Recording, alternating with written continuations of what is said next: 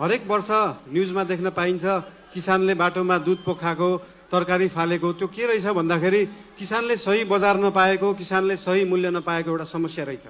केही सीमित बिचौलिया, केही सीमित नेताहरूको एउटा सिन्डिकेटले गर्दाखेरि पारी जुन अनुदानले कृषि हुन्छ त्यो सस्तो जस्तो देखिन्छ। त्यो सस्तो तरकारी यहाँ ल्याएर यहाँको किसानको मूल्य चाहिँ महँगो जस्तो देखाएर एउटा भ्रम सृजना गरेर किसानलाई मार्ने काम भएको छ। त्यो रोक्न जरुरी छ।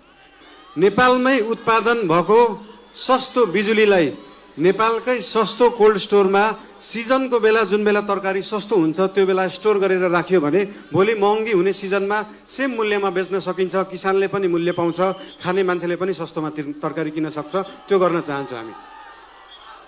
तपाईँहरूले याद गर्नुभएको छ देशभरि जुन लामो दूरीको यातायात ट्रकहरूमा नारायणी लेखा हुन्छ, याद गर्नुभएको छ नम्बर प्लेट। जसरी त्यो लोकल बसहरू, लामो दूरीको बसहरूको हब भएको छ यो चितवन, त्यसरी नै पूर्वदेखि पश्चिमसम्मको तरकारीलाई कोल्ड स्टोरेजमा स्टोर गर्ने हब बन्न सक्छ चितवन। त्यो बनाउन जरुरी छ।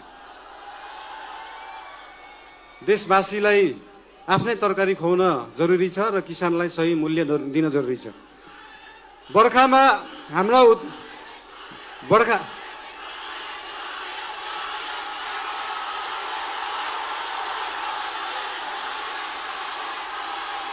I love you. बोल्नै दिँदैन यार।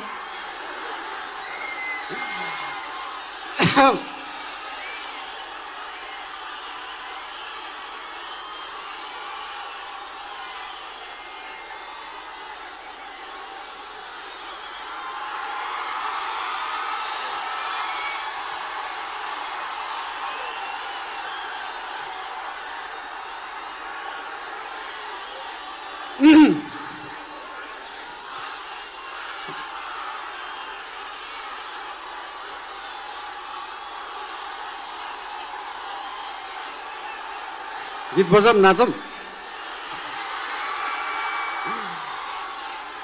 बर्खाको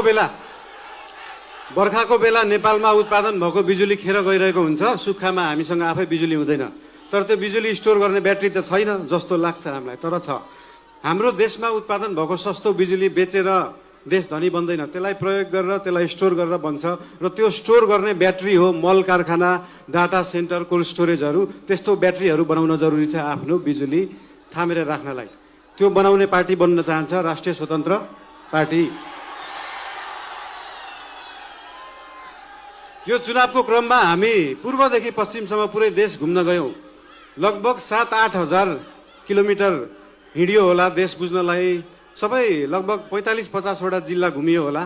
त्यो जिल्लाहरू घुम्ने जाँदाखेरि के महसुस भयो भन्दाखेरि लगभग देशभरिका समस्याहरू, देशभरिका कुराहरू उस्तै रहेछन्। कृषिको समस्याहरू, पर्यटन क्षेत्रमा भएका समस्याहरू देखियो। तर एउटा गुड न्युज पनि छ त्यहाँ। गुड न्युज के हो भन्दाखेरि एउटा जिल्लामा समस्या छ भने त्यसको समाधान अर्को जिल्ला देशभित्रै रहेछ।